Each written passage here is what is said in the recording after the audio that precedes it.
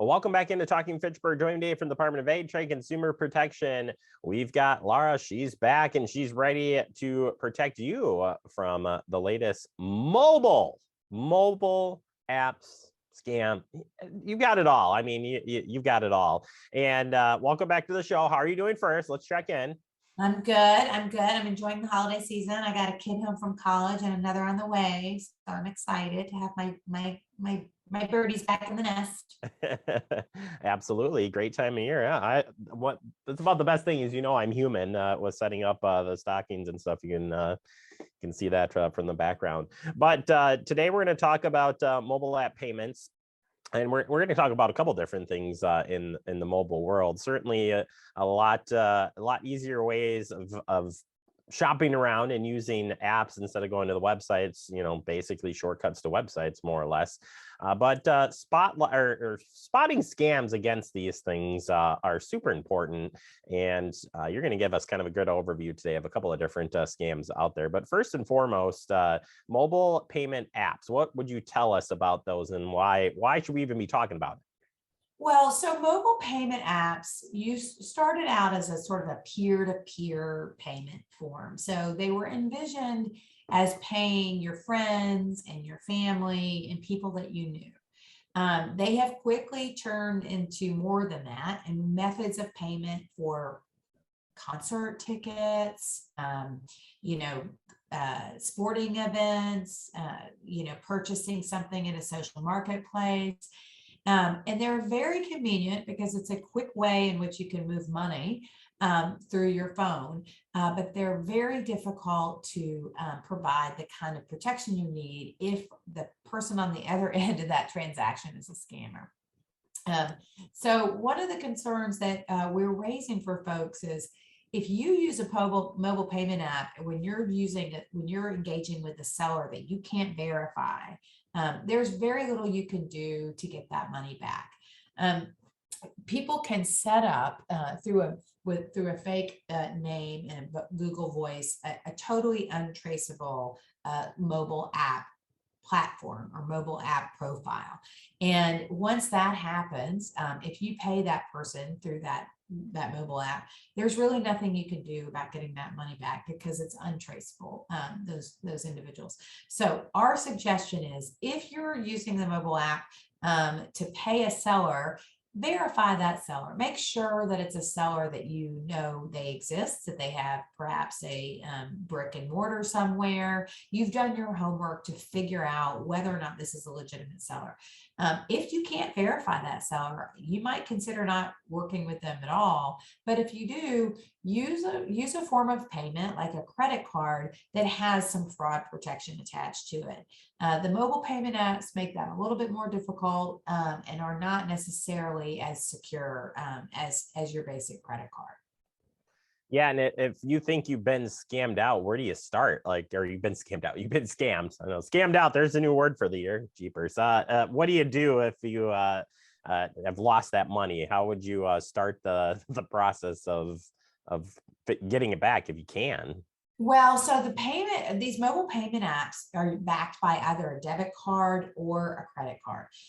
If you have it attached to your banking account, that's actually even more problematic, obviously, because the money is gone. If you have it attached to a credit card, you can then work with your credit card company and try to address it that way because they have some fraud protection. If you've purchased something and you didn't get it, your credit card fraud protection often can be a good resolution to that. But if you're attaching it to your bank account, that then becomes much more complicated and not very safe. So again, our suggestion is know who the person is that you're working with. If you're going to use one of these apps, don't back the app with a bank with direct access to your banking account, but use a credit card instead.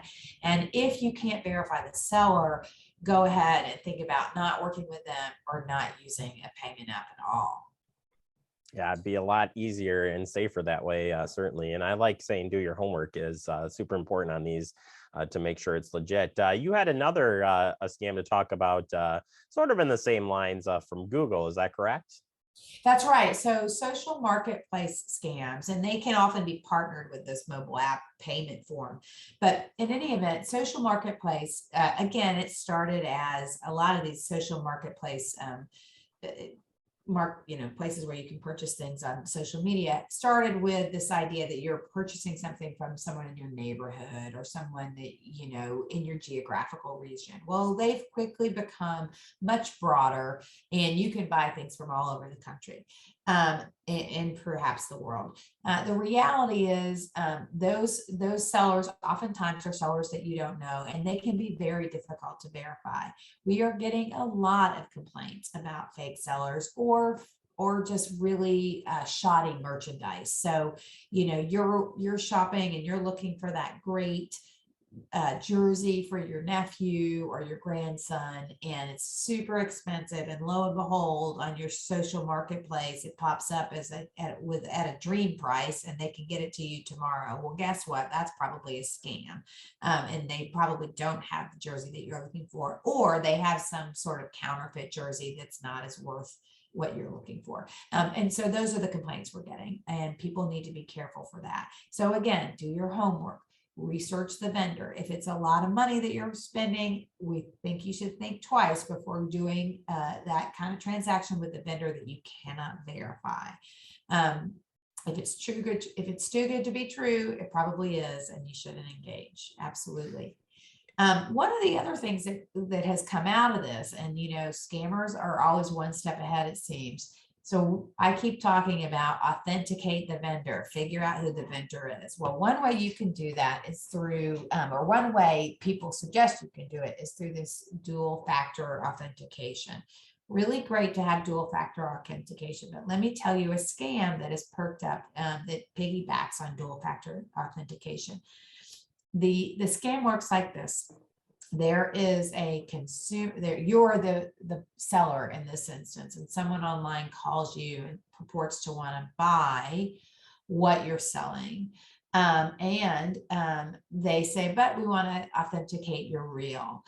So they use some information from you to set up a Google Voice account, and they do the authentication of that Google Voice account by getting your phone number and having the code texted to your cell phone. And then they ask you for that code, and you give them that code, and then they have set up a Google Voice phone number in your name. What that means is they're using your name and that Google Voice number to purport to commit further scams against other people. So what should you do to avoid that? Never, ever, ever give out those authentication codes to anybody. When you see an authentication code, it says, don't share this with anybody. And Right. read that and believe it and follow those rules. Certainly don't share these things with people you don't know or you just met or online and you're trying to buy something. I think that's just the takeaway altogether. The scammers are getting more and more sophisticated. They're going to build your trust. They're going to tell you, oh, here's why you should trust me. And as human beings, we want to trust people. But the reality is these scams all sort of come down to the same kind of formula. They're going to try to steal your money or your identity, and they're going to do it by getting personal identifying information from you, like this code, or they're going to get your money by a gift card. So, you might be having these really nice conversations with somebody, and then they do that red flag. Oh, well, can you send me that money in a gift card? Or, oh, can I have that authentication code that everyone tells you should not share? Don't share it. Hang up the phone, disconnect that email exchange, and ignore those kinds of solicitations. It just takes the fun out of the holiday season, that these scammers are something else, and people want to do the right thing, but can get taken advantage of in so many different ways. So, I encourage you still to, use the technology that's out there, but you got to do your homework. And the things that you shared today, Lara, I think are great starting points to again, spot those red flags and and stop the stop from being scammed. And it's good to note that you're getting reports. I think that's always the nice part when we catch up with you is this is happening right here in our backyard, folks. So it's not that she's telling you that we be worried. You need to be worried about this, but knowing it's actively happening, I think is always a plus. So appreciate the information. If people want to learn more about this or any scams or what you folks can do to help at DATCP, how can they find you? So first, Jeremy, we are so happy to always be here so they can find information about us here. So thanks for having us on all the time. But they can call us at 1-800-422-7128 and talk to our experts on our hotline. They can visit our website at datcp.wi.gov, and they can email us at dadcaphotline@wisconsin.gov.